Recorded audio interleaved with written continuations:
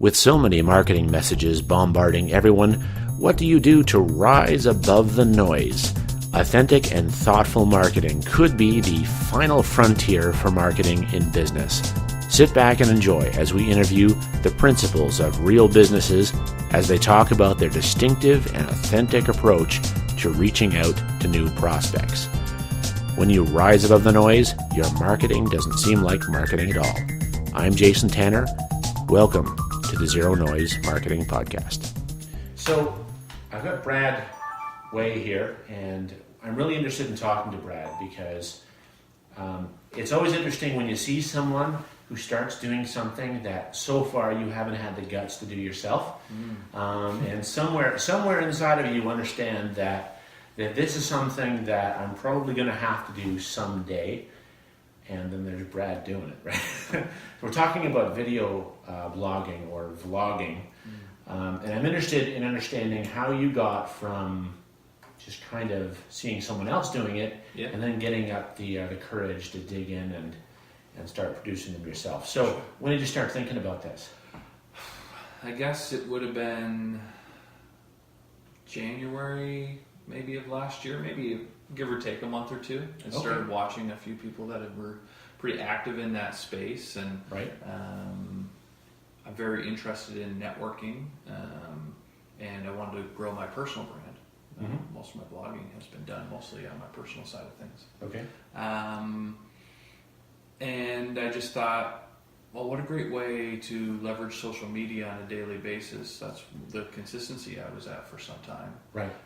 By actually doing a vlog and trying to connect with people, just like I love to do when I'm out in the physical networking space that so many of us do in business. Yeah, like Brad and I belong to the Kingston Sales Marketing Club, and it's always a lot of fun to get in front of a few people and to meet new people. And of course, having a video on social media means you don't have to wait your turn. Sure.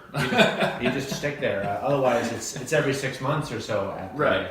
Sure. Yeah, the consistency is much higher, and we're all on social media for the most part daily. Right. So it's just a way to connect with people on a more frequent basis. Right. So Brad's not superhuman. So there was a little gap there between his original light bulb moment where he realized he needed to do that. So how long did it take you to get there?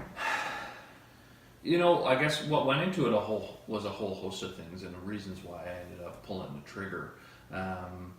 But I mean, it's been said before, once I made the decision, it was done. It just took me a while to get to that point. You know, that was probably, a couple of weeks, really. I mean, it was, hey, I should do this, but that's not a decision. I take that back. I coulda. I take that back. Brad is superhuman. It took him 2 weeks to go from concept to reality. Yeah, because the biggest thing that I did was I wanted to limit the barriers. And so I did a lot of personal growth last year. I'm still obviously in that. That's really important to me. It's obviously a continuum. It's continuous. But one of my limiting factors was always trying to make it perfect. Okay. And what do you mean by that? Well, needing a tripod, or needing an actual camera, or having a lapel mic, or having us write stuff. Right. I just said, bullshit. Right. Let's just start and I'll figure it out. So that's not the way I've always been. So that was probably the biggest thing is I subscribe to a fellow that isn't, what's the right word? Diplomatic in his approach. Okay. And he just said, just start. And his name's Gary Vaynerchuk. Gary V. Yeah, you either like him or hate him. And most times everybody starts off in the realm of hating him because he's pretty direct. Yes. He's telling us all the things that we maybe don't want to hear, but if you're in the right frame of mind, you're like, oh, he's right. So he was instrumental just because of what he was doing. He's very motivational. But that concept of just start. Yeah. Just begin, and just don't worry about what the output is until you've started. Right. And then you can start taking steps and getting better. That's it, yeah. And I think it's true of all of the the video blogs that I follow, they all at some point will say, go back to my first video. Oh. And they're nasty, right? They're nasty. Not only because of obviously the equipment, right. but and quite frankly, obviously our phones are capable of doing so much. Mm-hmm. They're way better than you grew up in the '80s, and you think about the stuff that came out in the late '80s and '90s. You'd be, it just wasn't possible. But ridiculous, right? You could stun a giraffe with this. Right? Yeah. Right. So, the capability of our phones is fantastic. And just getting going. Right. Yeah. So a low barrier of entry when it comes to the technology. That's right. Yeah. There's low to none because the majority of us have phones. And to your point of you can take a look at my first videos. It wasn't just obviously that barrier of the technology. It was your comfort in front of the camera. Right. That and that holds people back. That fear. Yeah. That fear a lot of times of sharing what you're thinking because you don't want to necessarily maybe be judged negatively. And that is super interesting. Yeah. Yeah. And so what I found out is most people don't give a shit. And so you find out that even if they don't necessarily agree with you, that they don't not like you anymore. Right. They watch the next one. Well, there's kind of a suspicion when you meet someone else that they're probably not a clone of you. Yeah. You kind of hope that they're enough like you that there will be some basis for a relationship. Sure. Carbon-based life form may or may not have reproduced in the past. Well, and the other thing for me is I want to attract people that are attracted to me. And so... how do you mean? And what I mean by that is I'm not afraid that Jason Tanner doesn't like me because I put something out there that he doesn't like. And right. if the relationship isn't meant to be, it's not meant to be. It's not, especially from a business perspective. Yeah. That turns into a red light, and I that was shared with me a couple of years ago, kind of the green light, yellow light, red light kind of idea of, you can identify people that are your green lights. They give you energy, etc. And you want to attract those like people into your world. That makes a lot of sense. And I think in studying sales myself, that people that who are interested in having a relationship with anybody with a strong pulse, who provides them with eye contact, sure, those people are terrifying. Yeah, it is, and it's not fun. No, it's just not fun, and I'm not interested, especially in my personal life or in my business life, in attracting people that it's hard work. Right. It really shouldn't be. Yeah. So it doesn't take you long in business to realize that every potential client who comes along is not going to be an ideal fit. Yeah, and in reverse too. Mm-hmm. It's not just it's symbiotic. I mean, right. And you're not the right fit for them, and that's good. Yeah, it means that there's space and room out there for multiple me's or people in the space that I play in. Yeah, and that's great. Yeah, absolutely. That's really liberating too, because it takes the pressure off.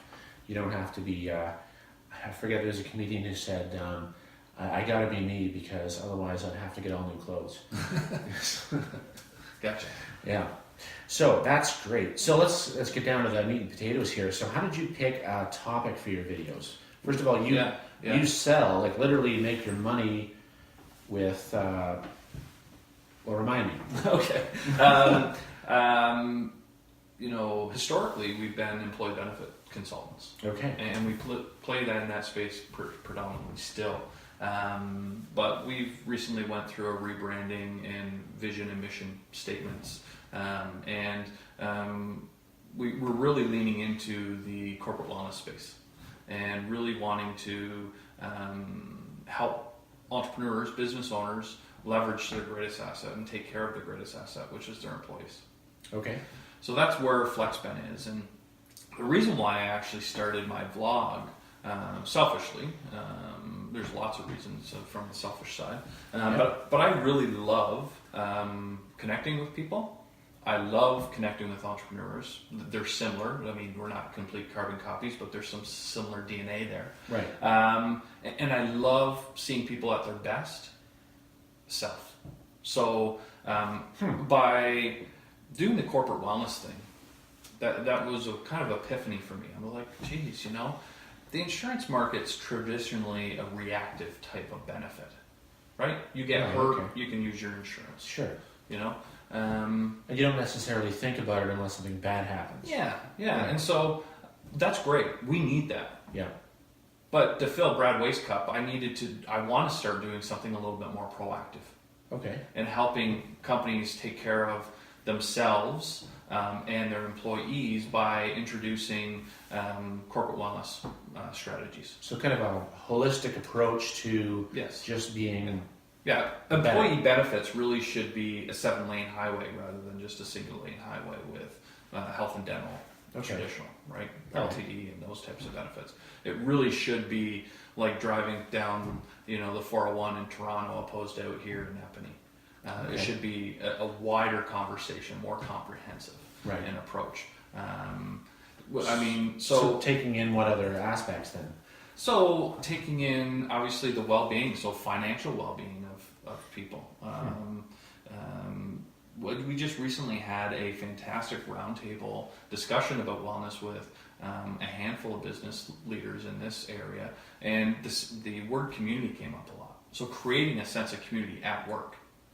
I recently watched one of your other podcasts. Okay. And that individual just expressed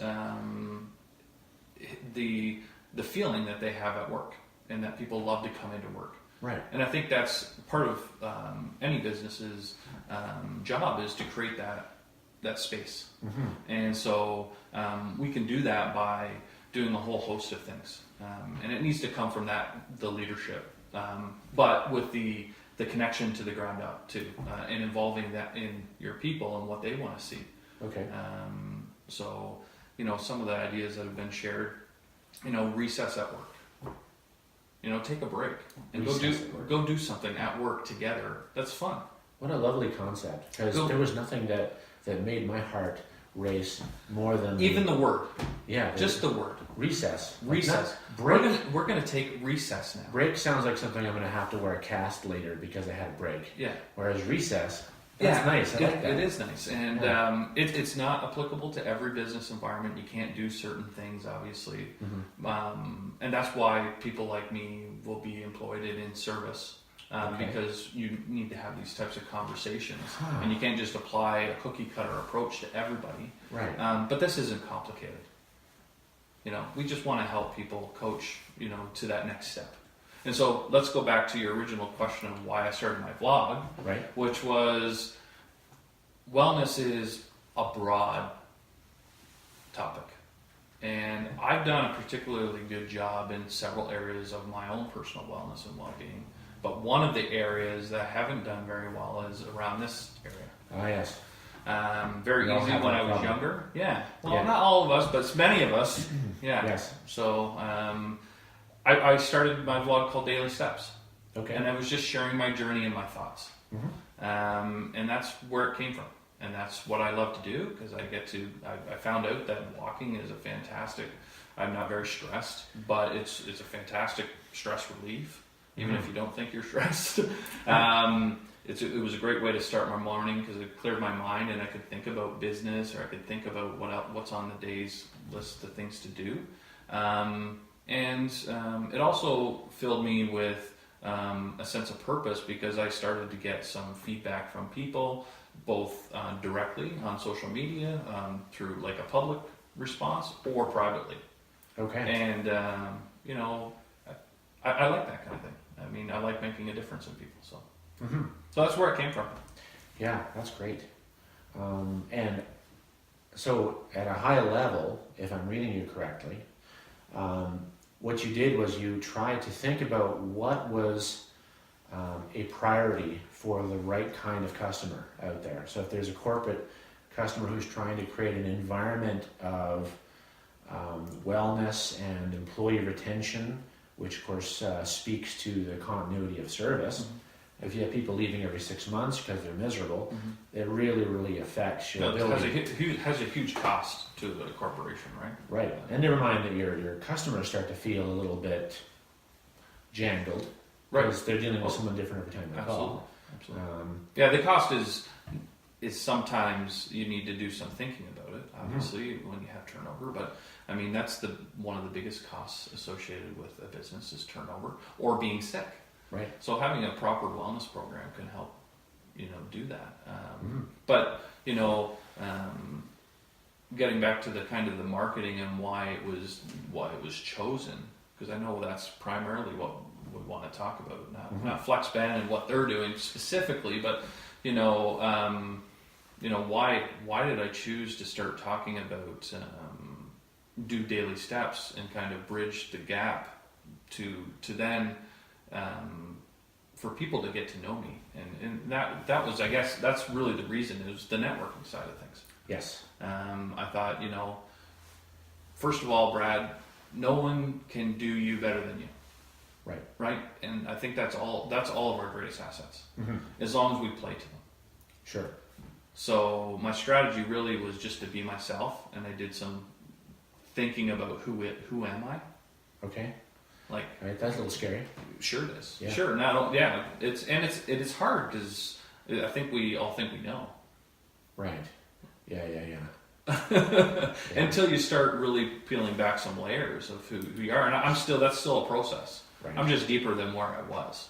And when you move into something that makes you uncomfortable, it's a fascinating exercise in self-confrontation, isn't it? Sure. Where you go, I thought I could do this. I always thought of myself as a sports car. It turns out I'm a Jeep. Sure. Sure. Yeah. And that's exhilarating and liberating. Right. Once you really embrace it. And so, yeah. Yeah. That's amazing.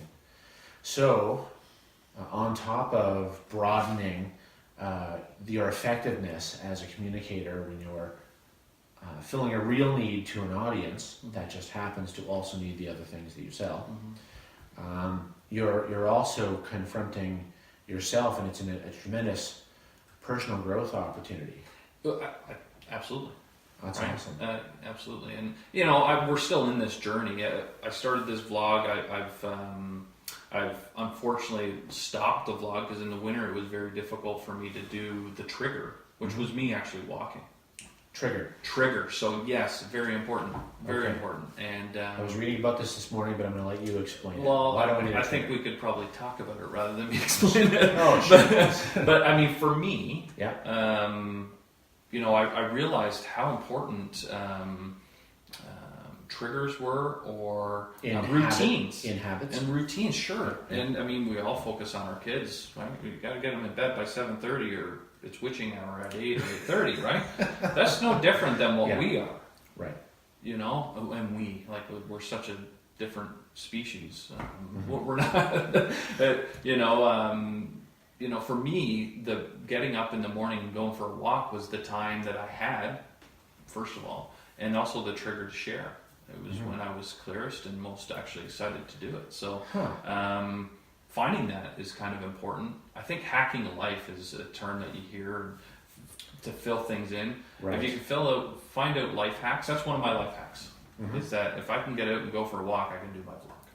Right. I was watching a video series this morning about designing habits, and the guy was talking about, first of all, recognizing strong keystone habits, and then picking one, and then picking an ideal trigger. And this is all very interesting because there's an implicit purposefulness about the approach. You say, I want it to be automatic and easy to do the right thing. You start from there, whatever it happens to be, and then tie it to something that is already automatic and easy. Yeah. Whatever it happens to be. Yeah. Absolutely. So fascinating. I suppose we all have things like that in our lives that we kind of trailer to a new habit that we aspire to have. Yeah, absolutely. Yeah. So it went off the rails for you a little bit when your trigger disappeared. When my trigger disappeared. Okay. And what I need to do is find some new triggers, right? Because I think winter's coming again next year.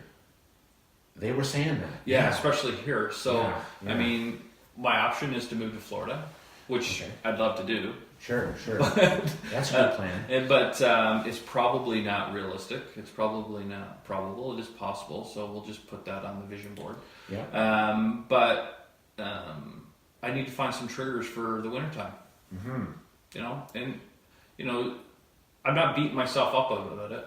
I think realizing it has given me the ability to learn that I can apply this experience to other areas of my life where I lose the trigger to do the right thing or what I really want to do.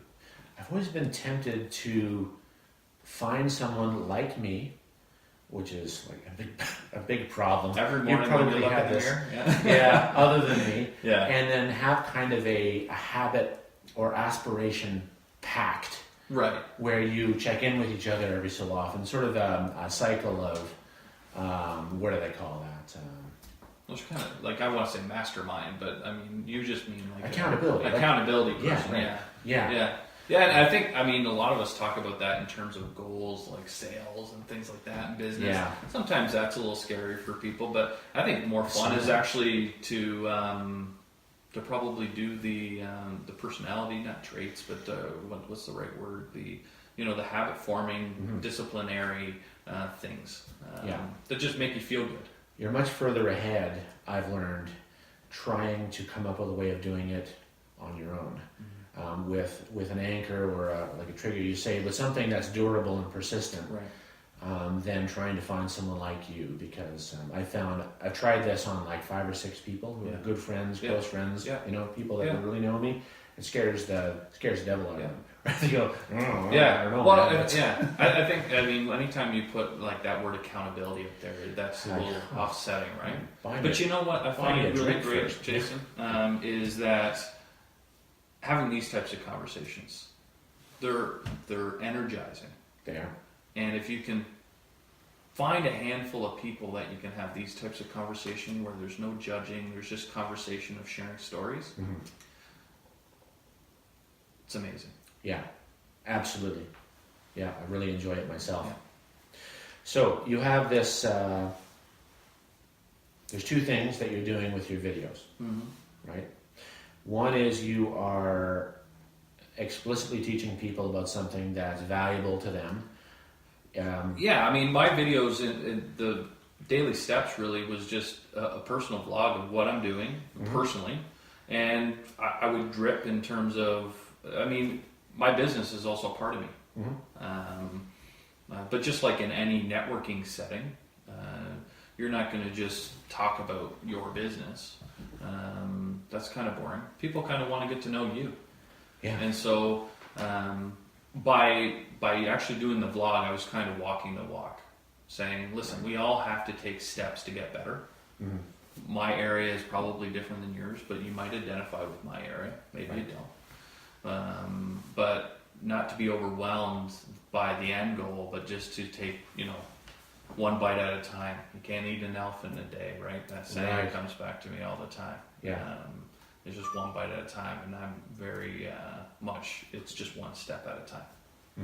Yeah. So that's what the vlog is about. Sorry. Right. No, that's great. Yeah. Okay. So what advice would you give someone who is completely on the fence about starting one of these things? Get over yourself, and just do it. The great thing is with this technology is that you can record it and never push it out to anybody. Right. But the first step really is just record it. Okay. You don't have to ship it. Right. How many things do you think have been created that you've never seen before by Microsoft or any company? Imagine. Holy, this sucked. Yeah. Nice try. Yeah. And then you ship the one that you feel a little bit more comfortable with. Right. Yeah. So I would say just get started, take a step, and do as good as you can. That's kind of my slogan: is do you. Right. I think far too often we're not, and that's when it becomes most difficult. I've been thinking too that the goal should not be to become overly attached to the outcome at the beginning. Sure. The exercise should be to condition your own mind towards a different way of thinking. And sometimes you have to do some mental off-roading because we stick to our own neighborhoods and streets mentally. Yeah, absolutely. You know, and if we're going to crash through the bushes with our mental ATV or whatever we're driving, it's painful, right? We're going to dent up the car, and it's going to be a mess. But that's the exercise. We're building new roads. Once you come out the other side of that hedge, you learn to find out that was fun. Right. Like, or it was shorter than I thought. Exactly. So, I mean, you're going to get a few bruises along the way, but you did in everything you've done in life. You're not here because of it's been smooth all the time. So kind of look forward to the next failure. It sounds awful in some ways, but once you get to the point where you've had a few successes as a result of going through some failures, you go, that's just part of the process. Right. And it's all cliche to say all that kind of stuff, but it's true. It just is. And the other thing, if this helps as a motivator to people who are watching, is that if you become the kind of person who figures out how to push past your own resistance, it looks like witchcraft to anyone who hasn't been able to do it yet. And 100%. it will annoy them, first of all, Yeah. because they're watching you take flight Yeah. and do something that they haven't been able to do themselves. And it's just a great way that's deceptively simple to gain the respect of other people in your space. Yeah, it's silly how easy things really are, but how hard we make them to be. You know, Right. not saying that everything I suppose is easy, but it's not hard either. The physicality of a task is simpler it's mostly, than mental it's game. mostly out there, and and you learn a lot about yourself by pushing yourself through those things. Oh man, yeah. My growth as a result of trying to grow has been greater as a part of the process. Right. You know what I've been doing lately, which is interesting, because of the simplicity of it and how powerful it is. All of the jobs on my list that I do every day that I have to do and that are important and that I hate, I take out a stopwatch and I time how long they actually take. Oh, sure. And I find they actually represent a much smaller... the ratio in your head is much bigger, right? No, for sure. Just get them done. Have you ever heard of the homunculus? No. No. It's a visual arts term, and what it is it's a face, and there's the parts of the face that the body or the mind think are most important have been exaggerated. So like the lips are really, really big, and the eyes are huge, and the nose is small, and it's all this. If you look it up online, it also means a person who's small and perfectly proportioned, but it can also mean this other thing. But I think the egregiousness of a task has, when we're kind of thinking about it, has kind of a homunculus effect too. You think, because this is awful, it must also be time consuming. Right. Yeah. But it's not. No. And it goes for this stuff too. It feels like it's going to be, maybe the first or second one's going to take you 16 hours to put it all together and run the software, but the next one's going to take you 2 hours. Yeah, and it just gets easier, and it spawns into multiple other things that you may want to do within your business. Right. You know, this is a personal / business exercise that I've been doing this vlog. But as a result, I started to do more videos, not vlogs per se, but videos for FlexVent directly. Okay. And that just becomes comfortable because you start to realize, you just get comfortable with the process. Right. Hearing your own voice for the first time is crazy, and even as you get older. And you have a nice voice, right? But you know what's weird now? When I listen to I know my own voice of what you hear now.